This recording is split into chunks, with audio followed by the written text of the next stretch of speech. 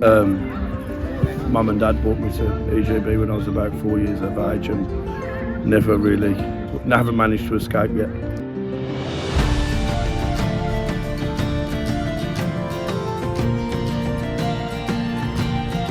You might go and play for a different club very often, whereas in Gaelic football, you only play for one club pretty much unless you've moved location. I lived in Liverpool for 10 years and I wouldn't ever transfer even though their team was better at the time.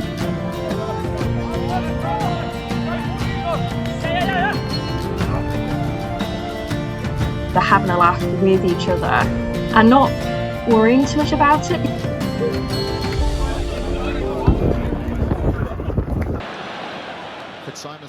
Gaelic football. 15 versus 15 on a rugby pitch, the ball can be passed with a punch or a kick, and you can't go further than 4 steps with the ball in hand without hopping or soloing the ball first. These rules might seem complicated to the average Brit, but the sport is a cornerstone of Irish culture and hugely important to the Irish community in the UK. Coach and ex-player for Erin Gabra, James Harrigan, believes the community is hugely important for the sport. Primarily, the club was started for Irish people who moved to England from Ireland, during the 1950s. My family would have been part of that. And it kind of just carries on through that. Community is everything. We're a very small, big club. We're all semi-related to each other in some way, shape or form. Pretty much known each other our whole lives.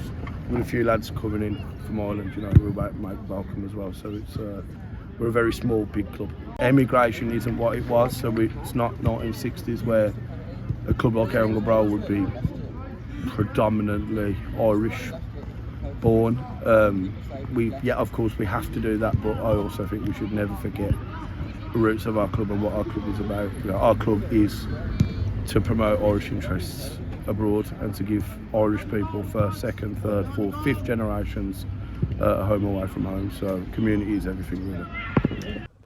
This year, some young players have been promoted from EGB's juvenile teams, and they dominated in the season opener the weekend prior. Harrigan expressed the importance of getting young people invested in the sport and maintaining that throughout the years. Teams need to be a little bit more flexible as to how they try and grow the sports. Probably our catchment areas, with a decline in Irish people coming to the UK, Irish people aren't as prevalent as they used to be, so we probably need to think where we look to attract people from, probably outside of our traditional catchment areas, and try and spread ourselves quite thinly and try our best. But key thing is really just to get young people in when they're very, very young and keep them and make them enjoy the sports, and then have a pathway to get them through from juvenile football, hurling to senior, and then into coaching after that. It's all about giving back to the club really. Nobody knows the Gaelic youth system better than Erin Gabra's Aidan Ruffinato, who's been at the club since he was a boy. I've been involved since under 10, so I'm 32 now, so 22 years. You need to have that foundation. So we've got some ex-academy soccer players who play for us, and they're incredible athletes, but because they're not natural Gaelic footballers, they learned when they were younger, they're just like, they don't pick it up and they kick it differently. So having that foundation when you're younger to pick up those skills is very important. So I think it's really important, and it's great to understand the culture and what it's all about. And it's just totally different to any other sport, I find. And coming down here on a night like tonight and seeing like 100 kids, it's like really wholesome to have that community feeling still going. We had 10 years where our youth system wasn't there, and it was really showing the last 10 years. And this year is the first crop of kids coming through, so they're under 18s, but they can play adult football now. And it means you can add 1 or 2 talented kids every year, and we need that fresh blood, because at the end of the day not everyone plays Gaelic football, so you can't just keep plucking people from Ireland to come over here and play, or from anywhere in the Midlands. They're not just going to come play. Having that youth system means you can add players every year, and the 3 lads who played yesterday who stepped up were definitely our best players on the pitch. Erin Gabra are thriving in the Warwickshire Leagues at the moment, unlike some of their rivals. Some teams struggle to field a 15 every weekend, and consequently forfeit matches. Aidan elaborated on what it is that Eringebra do differently that means that they keep players for longer. I suppose you've got to be active. So our social media, I'd say 5 years ago we weren't as on it, and you could tell by the results and you could tell by our performances, you could tell by the personnel. But now we're fielding 2 teams easily with lads left disappointed, and that's probably because we're attracting people from. We've got the youth system, but we've also got. We've got social media, so we attract people. We've got posters. We'll help people with accommodation. We'll help people with jobs. We'll offer them a social scene. We'll offer them a place to have a bit of home, but in a different country where you might have more opportunities, or a different location. So having all that and then having people have contacts from home where people might fancy coming over here is really important. So a lot of the lads who came over last year are now working for people who are part of the team, and that encourages more people to come with them. Like most sports, Gaelic has a growing women's game. Bethany Black is from Leicestershire and she's been playing for 2 years. She believes that much like the men, the women's team can often struggle to establish themselves without strong and sufficient squad depth. There is a lot of problems to do with numbers. Like, in terms of team-wise, you get a very varied ability, and generally as well, the women's team, there's only one. There's no like first or seconds, it just is the team. So you can get anything from like high level county players to people who only do it for fun, recreationally, and have never really trained before, all on the same team.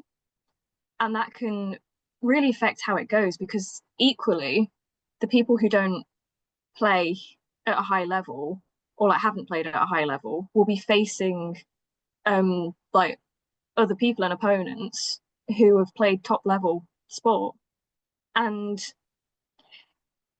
it can be very difficult because sometimes in matches there's a very obvious winner, which sounds mean, but at the end of the day some clubs get more funding than others, which means they get more county players versus other clubs don't get as much funding, so they tend to get players who just want to have a game, and the divide is big.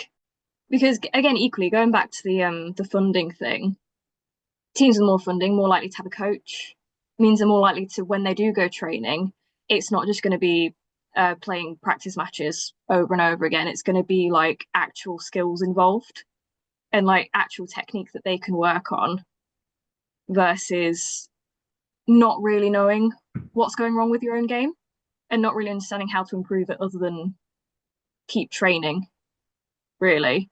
And that puts you into bad habits, and again that just splits the divide even more. Bethany also believes that it's important to establish yourself as the women's side of the club, not just the women's side of the men's team. I think the most important thing would be to make yourself known.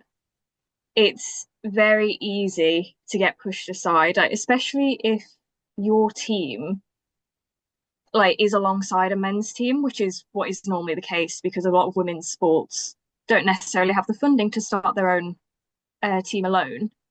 It is very easy to have the men's side sort of run all over you and like what they say goes, because they don't kind of see your side as being as competitive.